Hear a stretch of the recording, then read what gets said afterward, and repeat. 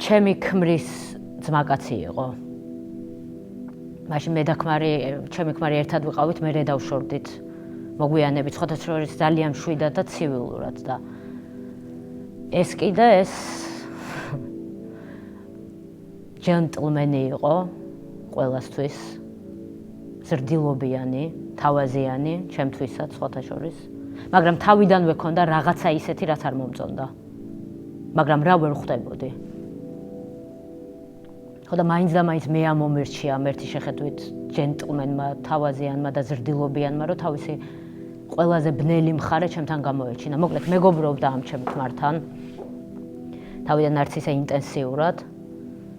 აი ერთად რო გადავედით საცხოვრებლად, უფრო მაშინ გამოჩნდა და ეს ჩემი ქმარიც რაღაცნაირად მიეწება. თან ისე დაემთხვა, რომ მაგის საუკეთესო მეგობარი იმ დროს კანადაში წავიდა ემიგრაციაში და თითქოს ეს მეგობარი ამეთი ჩაანაცვლა. ძალიან დიდი დოზით იყვნენ ერთად, საზღვრები მოიშალა მათ შორის და ძალიან ხშირად მოდიოდა ჩვენთან, ღამეც დარჩენილა.